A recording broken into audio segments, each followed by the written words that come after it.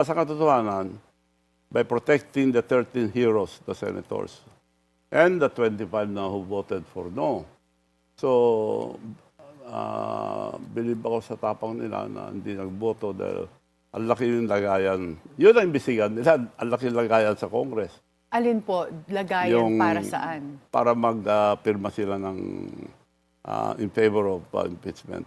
Paano niyo po alam ito na nagkaroon ng lagayan para... Dalawang anak ko congressman doon eh. Congressman, congresswoman. So alam nila rin lahat. Hindi ko kinuha ang mga information ko sa kanila. Sa mga ibang congressman dahil marami rin akong kaibigan doon. Yung Madriaga, professional na scammer yun, professional na extortionist. Biktima rin ako eh. Kilala niyo po si Madriaga? Oo, pinuntahan ako sa bahay. Umihingi sila ng 10 million dahil meron daw siya nagbibigay ng video. Anong ganon. Nakaarmas pa sila. Sabi niya, ang kasama niya, yung mga PSG ni President Noynoy. So, nung nahalata ako, pinahuli ko rin sila. May mga armas. So, nahuli naman po. Nagkakaso po ba from the time na Kinasuhan pumunta ko. Oo. Ano nangyari doon sa kaso po? Nung tumagal, may nakiusap na pabayaan na lang at nagmamakaawa. Hindi naman ako interesado. So, okay lang ako. Pinabayaan ko na. Pinadismiss mo na po? Hindi ko pinadismiss, pero pinabayaan ko na lang. Okay. Ganun ang ginawa nung Madriaga. Talagang professional na scammer, extortionist. Maarte pa, umiiyak-iyak. Nung hinuhuli ko yan, napahimatay pa. So, kilala niyo? Kilala. Okay. Kilala.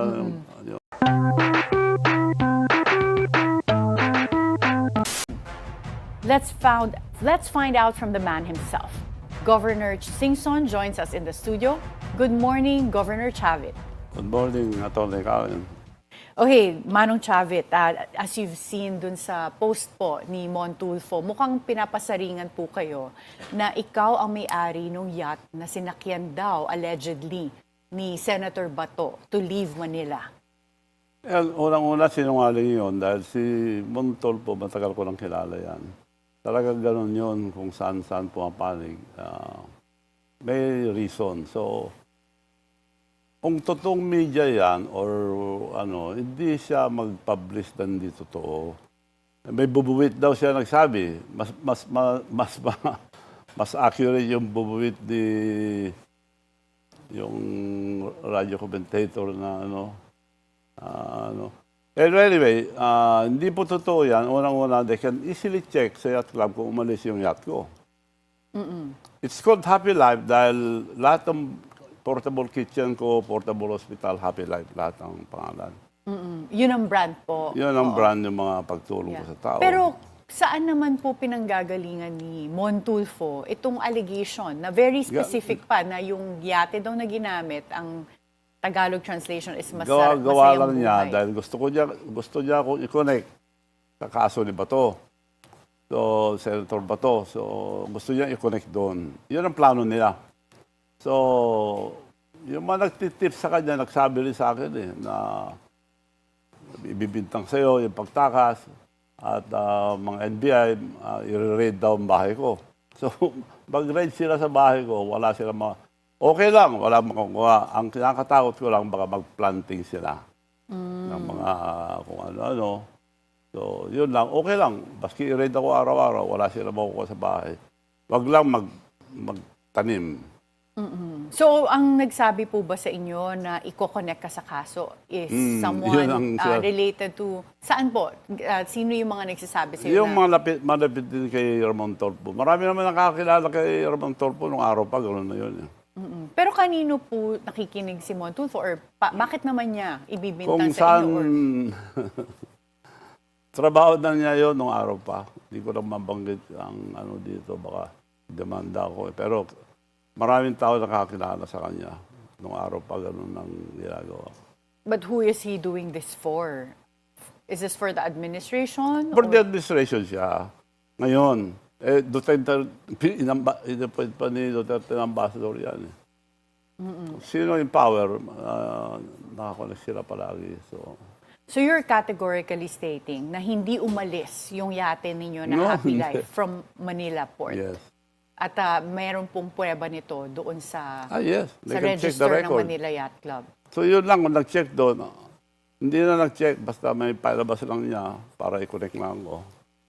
Saka isa pa, from Batangas to Davao, manglayo doon. Parang Hong Kong differential. Actually, ang allegation daw po, may nag-helicopter na. So, from Manila, to Batangas ang yate ninyo at helicopter daw from Batangas to Davao. Gawa-gawa, imposible naman sinabi niya. Imposible dahil hindi umalis yung yate ko.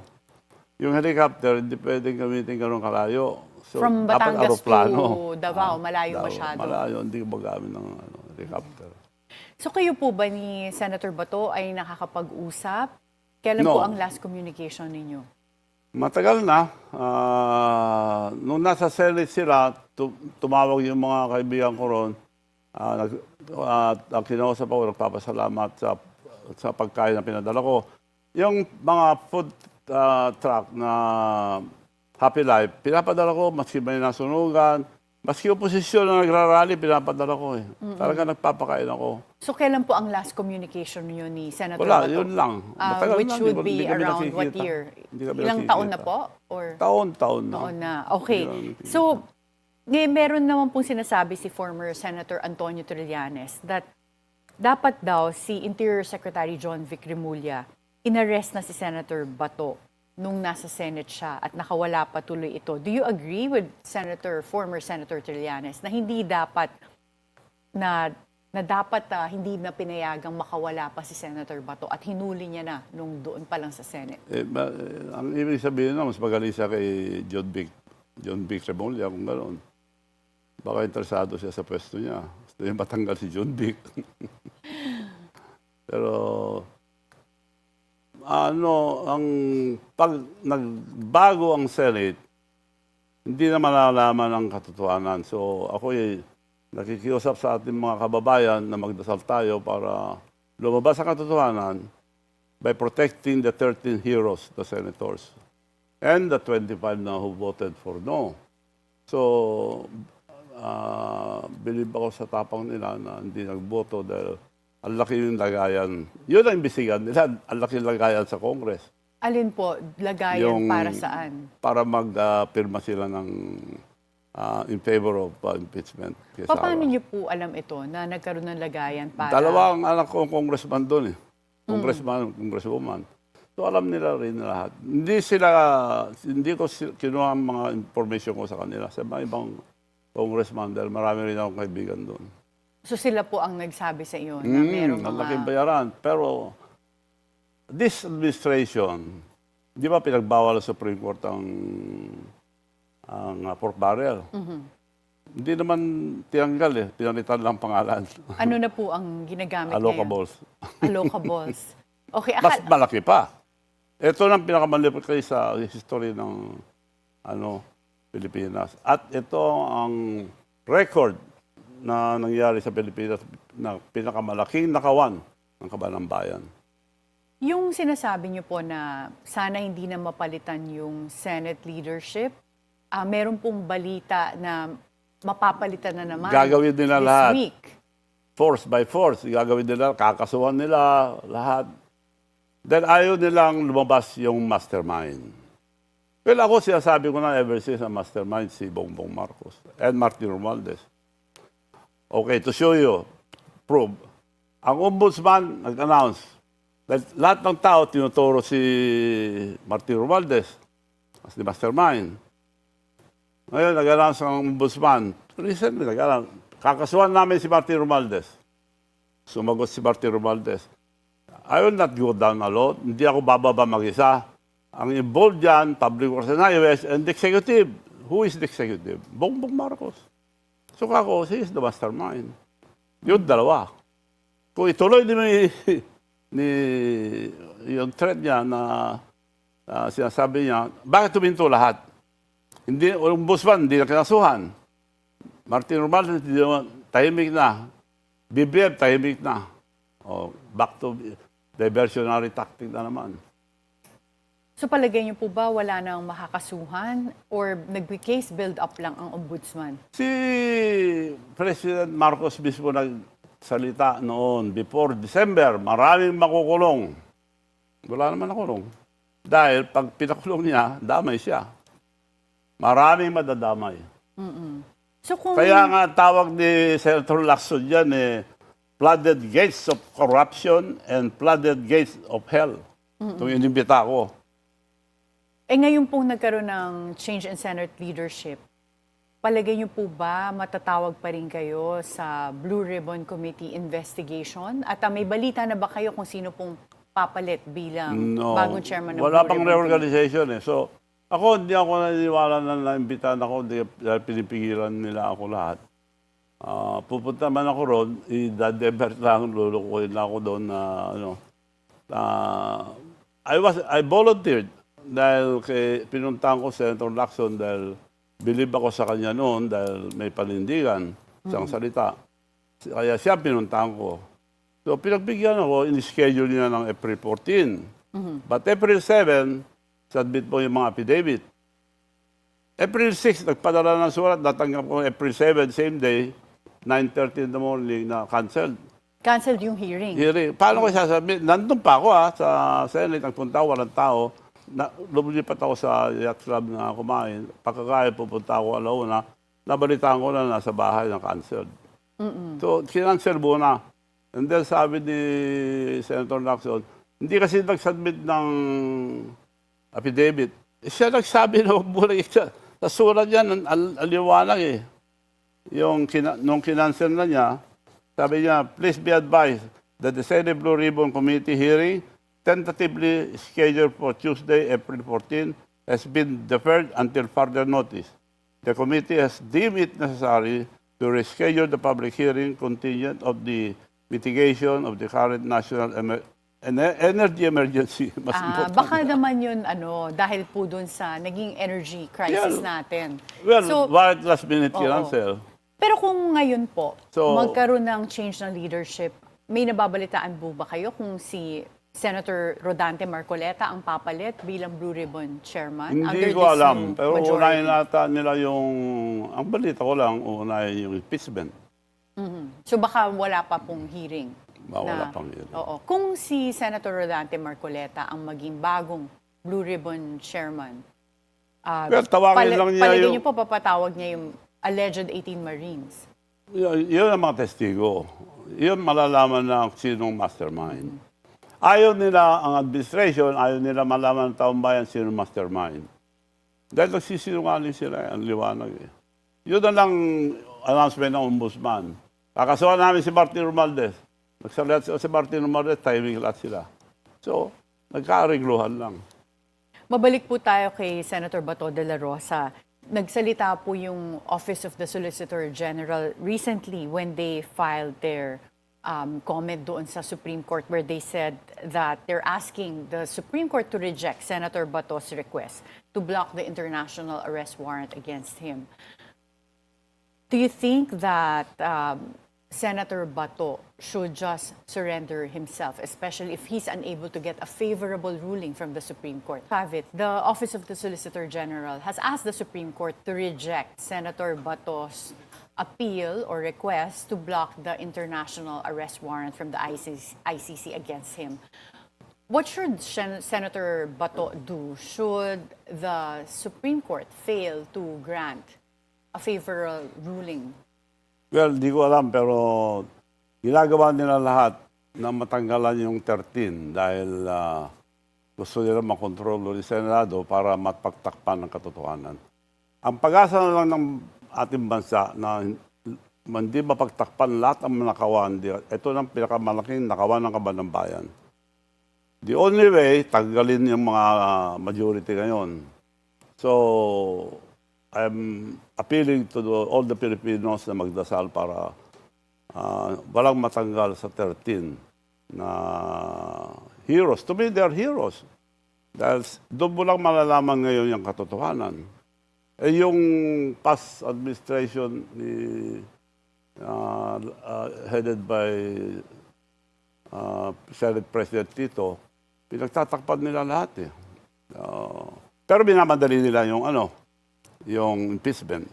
Agad-agad, sabi ni Senator Tito, lilitisin namin. Hindi niyo po ba naisip na yung pagpalit din ng leadership has something to do with impeachment para harangan naman po yung impeachment? No, ang alam ko, ngayon na ano nila, gusto lang nila lumabas yung katotohanan.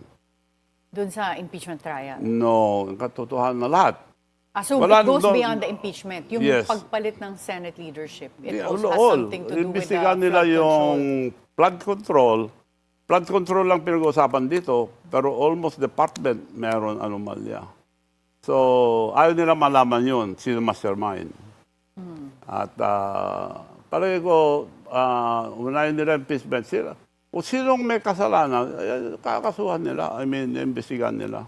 May mga balita rin na maaaring pumalit as the new Senate President kung magkaroon man ng palit ng Senate leadership again would be Senator Win Gatchalian or Senator Mig Zubiri.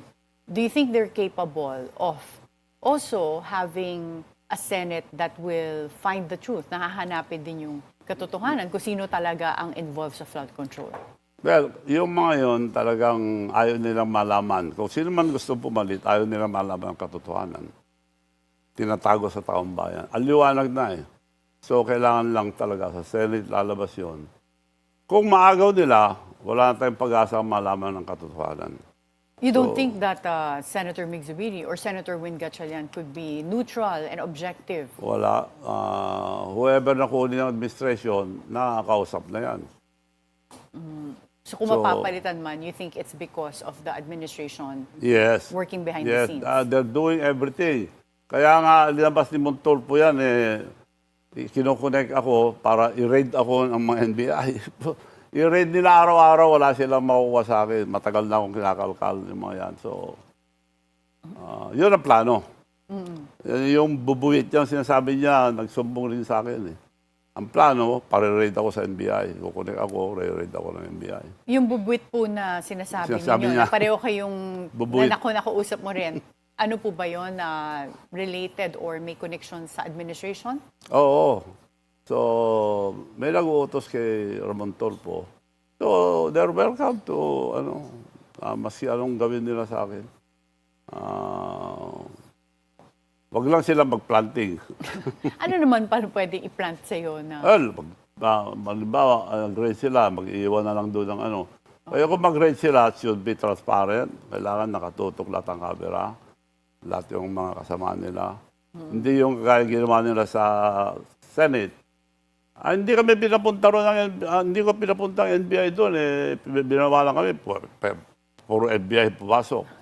So, ano pong advice nyo kay Senator Bato? Do you think he should surrender himself or para sa no, po ba? basta hindi ko alam plano nila. Basta matibay lang na wag silang yung 13 na senators. Basta matibay lang sila, hindi naman mabubog yun. Okay. Mapunta naman po tayo sa politics. Meron pong nag-launch recently na movement na Sara Chavit para President and Vice President. Meron po ba kayong usapan na ikaw ang magiging running mate ni tumawag Vice sila, President Sara? kako, salamat pero wala akong intention tumakbo niyan, kako. Ayaw kong tumakbo. Baka di na nga ako tatakbo kung ganitong klase ng politics natin, baka hindi na. So, ever since wala akong panaginip na maging vice or president. Tumutulong na ako. So you're categorically saying na hindi ka tatakbo po for Vice President? No. So yung movement na yan, wala pong, hindi pinaalam sa'yo, walang kinalaman Wala, sa inyo? hindi ko alam. From Mindanao yung mga nagre-request So, nagpipilit sila up to now, pero hindi ako tatakbo ako. Sino po palagay nyo ang pwedeng maging running mate ni Vice President Sara? Hindi ko na alam. It's a decision of Vice President Sara. The impeachment of Vice President Sara, yung trial, might already start by this week. Sa palagay nyo po ba malakas yung kaso against her? Wala. Ang alam ko lang, yung mga witnesses nila na sinisiraan sa, like for example, one, sa Congress, yung Madriaga, professional na scammer yun, professional na extortionist. Biktima rin ako Kilala niyo po si Madriaga? Oo, pinuntahan ako sa bahay. Umihingi sila ng 10 million dahil meron daw siya nang bibigyan ng video. Anong ganon. Nakaarmas pa sila. Sabi niya, ang kasama niya, yung mga PSG ni President Noynoy. So, nung nahalata ako, pinahuli ko na sila. May mga armas. So, nahuli So, naman po. Nagkakaso po ba from the time kinasuhan pumunta ko. siya? Oo. Ano nangyari doon sa kaso po? Nung tumagal, may nakiusap na pabayaan na lang at nagmamakaawa. Hindi naman ako interesado. So, okay na ka. Pinabayaan ko na. Pinadismiss mo na po? Hindi ko pinadismiss, pero pinabayaan ko na lang. Okay. Ganun ang ginawa nung Madriaga. Talagang professional na scammer, extortionist. Maarte pa, umiiyak-iyak. Nung hinuhuli ko yan, nagpahimatay pa. So, kilala niyo na po. Kilala. Okay. Kilala. Yun. But, mapunta po tayo sa something lighter. Meron po kayong photo na nag-viral in a dinner. Meron kayong kasama na babae na bata pa, mga, siguro, she looks like in her 20s and naka-holding hands niyo po. Is that your new girlfriend? Hindi naman. Nakasama lang. At wala naman masama dahil binata ako eh. Talagang nanliligaw ako pero ligaw lang. So nililigawan Ligaw niyo lang tingin. po. Nililigawan niyo po yung kasama niyo sa picture. Kasi mga Hindi 7 naman million lahat. views po yata yun or Pero I'm more. just friendly to everybody. Pero So ngayon po, wala kayong girlfriend? kaya yun nga, napicturean eh. Yung mga hindi ko pa nakita, nililink na sa akin eh. So, natural na yun sa akin dahil ang media, tinitingnan palagi yung mga ganyan. So wala po kayong girlfriend ngayon? Kayo Po, wala kayong girlfriend ngayon? wala. So yung kasama niyo Naghahanap pa. Okay. At least for those who are listening, no, na mga single din. And finally po, Manong Chavit, what would be your advice to Senator Bato? He's considered to be at large right now. Saan man siya naroon, stay firm. At saka, hindi man dapat padala sa ang gaganda ang mga batas natin dito. Bakit natin padala sa Hague? Dahil di ba mahina bang gobyerno? Ganun ba kahina? Pati si former President Duterte, kinidnap. Wala siyang warrant of arrest noon. Warrant of arrest was issued later, after. Pero hindi man dapat yun. Dapat dito rin. Ngayon, walang kalaban-laban si President Duterte dahil nagpapadala sila ngayon ng mga bayaran na witnesses. Pag dito, nakikita natin lahat. May hustisya tayo eh. At saka si President Marcos mismo nagsabi na hindi niya rin-recognize yung ICC. Siya mismo nagsabi. Bago hinuli. So, hindi ko maintindihan ang sinasabi ni BBM. Kung minsan, sasabihin niya, wala. Sasabihin niya, binabago. Sasabihin niya, tuliro na sila eh. Dahil sa laki ng nagawa ng Kabanang Bayan, doon sila worried dahil makukulong yan. At kung hindi man maparusahan ngayon, well, meron naman tayong mapaparusahan sila ng ang ating Diyos kung mga ganong klaseng tao. Sobrang laki ninakaw. Doon ka makakita na sila na nagnakaw, sila pa nagbibintang.